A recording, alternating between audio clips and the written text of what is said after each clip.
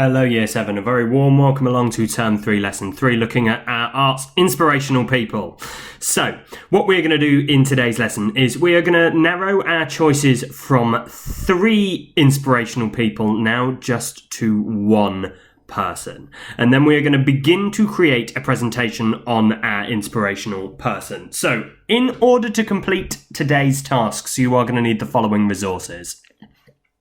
You are going to need your drama book, and if you don't have access to this, you're going to need some notepaper and a pen. You're going to need your research from last lesson. You're going to need access to the internet to source some additional pictures, and you are also going to need access to Microsoft PowerPoint or an equivalent tool. So, for example, if you've got a Mac, and I think it's called Keynote, then you're more than welcome to use that as well. So, I'm going to ask you to pause the video now and come back when you've got these resources ready and available to you.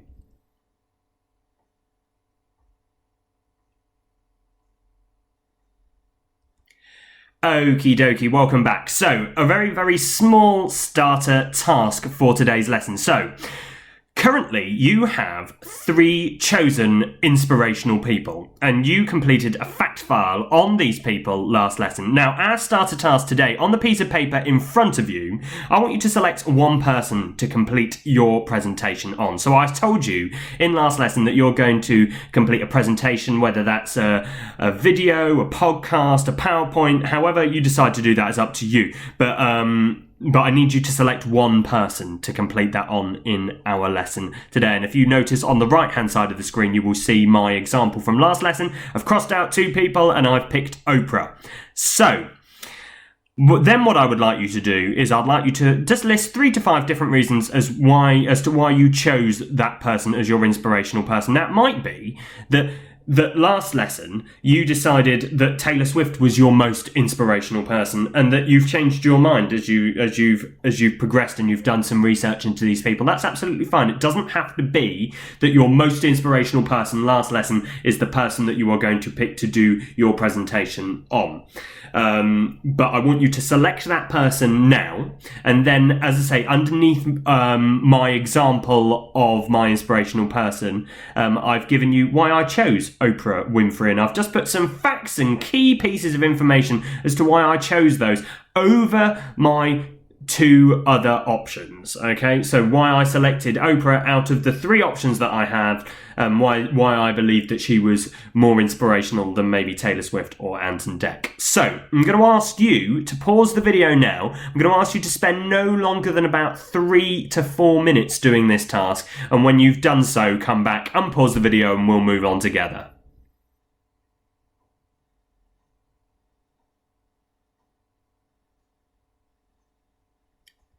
Lovely stuff. Okay, welcome back. So notice that this screen looks very, very similar to what you did last lesson, but all of the information is different. So, an overview of our topic. For our SS piece of work this term, you are going to complete a presentation, podcast, narrated, PowerPoint on somebody who inspires you from the arts community. And we have selected our inspirational person now. This is what I'm going to ask you to do. You are going to create a PowerPoint, no script, just a PowerPoint outlining key events, facts, pieces of information, statistics about your chosen inspiration, and source some pictures from the internet of these moments. Now, what is really, really helpful is you've got some pictures already. You've probably got loads of the information, so you're probably not actually having to research anymore. You're just having to create the PowerPoint. Now, if you have decided that you want to do a PowerPoint presentation, or it might be that even you're going to do a video presentation, but you might want to have the screen of your laptop or computer next to you with this PowerPoint on it. So this is going to be a really useful resource moving forward, whatever happens. So, I'm going to ask you to do the following. I'd like you to present your images and some key facts within a PowerPoint presentation. Now, these facts need to be supported with an array of images that you have found from the internet. Now, if you have some images of, so let's say, for example, Oprah Winfrey, then that is fine, but they need to be appropriate where possible to the time period that you're talking about. So if you're talking about Oprah's early life, it might be really nice if you can find some images of her as a child. If you're talking about awards and accolades that she's received, it might be appropriate to have her an award ceremony, holding some awards, etc., and so on and so forth. So what I am going to need is this. You need to have 5 slides, only 5 slides for this presentation. And these slides need to be titled and include information around the early life and rise to fame of your inspirational person, key events in your inspiration's life, awards and accolades that your inspiration has won or achieved,